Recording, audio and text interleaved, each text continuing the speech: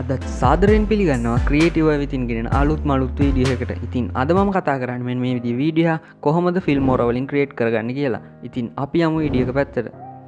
මුලින්ම ෆිල්මෝරා ඕපන් කරගෙන මෙතන මීඩියා වල යටතේ තියෙන සාම්පල් කලර් වල බ්ලැක් සාම්පල් කලර් එකක් මම මේ විදිහට ඇදලා ටයිම්ලයින් එකට දාගන්නවා.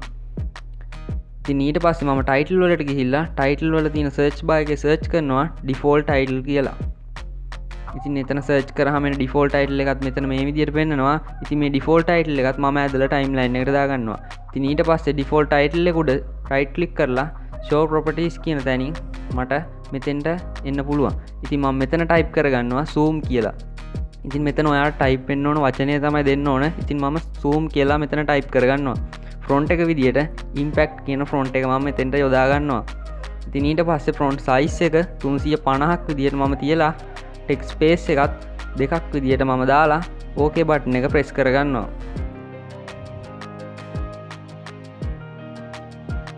ඉතින් ඊට පස්සේ මම මේ ටෙක්ස්ට් එක මැදට align කරගන්නවා. ඉතින් මෙතනින් align කරලා පස්සේ මෙතන කැමරාවක් වගේ icon එකක් පෙන්වනවා මෙතන.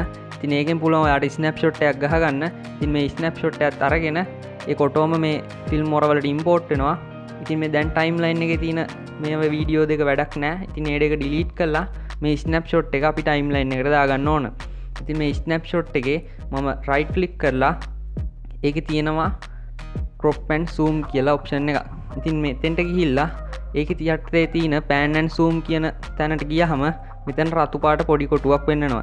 ඉතින් මේ පොඩි කොටුව කොළ පාට වුණාට පස්සේ එතන ක්ලික් කරාම කොළ පාට වෙනවා. ඉතින් මේ කොළ පාට වුණාට පස්සේ මම මේ විදියට පොඩි කරලා මේ විදියට මැදින් තියා ගන්නවා. ඉතින් ඊට පස්සේ ඔයාලට පුළුවන් OK බටන් එක ප්‍රෙස් කරගන්න. ඉතින් ඊට පස්සේ මම කරන්නේ මට ඕන විදියට මේකේ ඩියුරේෂන් එක හදා ගන්නවා. ඉතින් ඊළඟට මම කරන්නේ මේ ප්ලේයර් හෙඩ් එක zoom කියන මේ ස්නැප්ෂොට් එකේ අන්තිමටම ගෙනියනවා. ඉතින් මේ විදියට මම ටයිම්ලයින් එක මෙහෙම කරගෙන මම මේ විදියට අන්තිමටම ප්ලේයර් හෙඩ් එක තියාගෙන ආයි මම කරන්නේ මේ කැමරා වගේ අයිකන් එකෙන් තවත් ස්නැප්ෂොට් එකක් ගහ ගන්නවා. ඉතින් මේ ස්නැප්ෂොට් එකත් මම මේ විදියට ඇදලා ෆිල්මෝරා එකේ ටයිම්ලයින් එකට දාගන්නවා.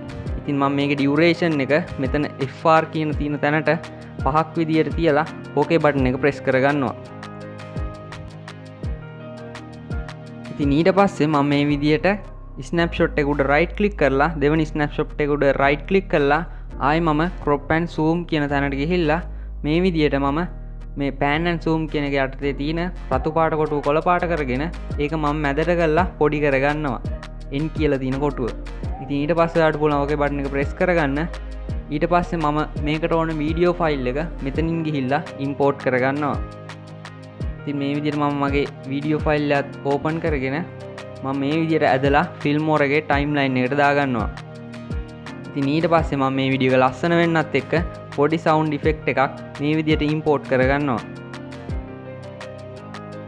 ඉතින් මේ සවුන්ඩ් ඉෆෙක්ට් එකත් මේ විදිහට මම ඉම්පෝට් කරගෙන ඒකත් ඇදලා මේ විදිහට ෆිල්මෝරා වල ටයිම්ලයින් එකට මට ඕන තැනින් තියාගන්නවා.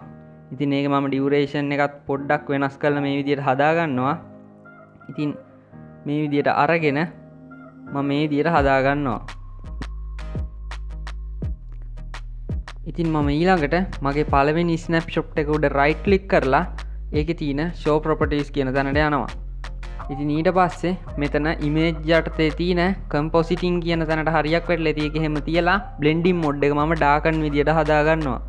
ඉතින් මගේ දෙවෙනි ස්නැප්ෂොට් එකත් උඩ රයිට් ක්ලික් කරලා ඒකේ image යටතේම තියෙන compositing වල blending mode එක මම ආයි ඒකත් darken විදියට මම හදා ගන්නවා. අපේ වීඩියෝ එක මේ විදියට තමයි හැදිලා තියෙන්නේ. ඉතින් දැන් ඔයාලට පුළුවන් අපේ වීඩියෝ එක එක්ස්පෝර්ට් කරගන්න. ඉතින් මම මෙතෙන්ට මම කැමති නමක් දාලා මම මේ විදියට එක්ස්පෝර්ට් කරගන්නවා. ඉතින් මේ වීඩියෝ එකෙන් අපිත් එක්ක රැඳිලා සිටිය ඔයාලට ගොඩක් ස්තුතියි. ඉතින් මේ විදියට ෆිල්මෝරා ටියුටෝරියල් සිංහලෙන් ඉගෙන ගන්න ඔයත් කැමති නම් අපේ channel එක subscribe කරලා තියාගන්න. ළඟදීම තවත් ටියුටෝරියල් එකකින් හමු වෙමු. සුබ දවසක්.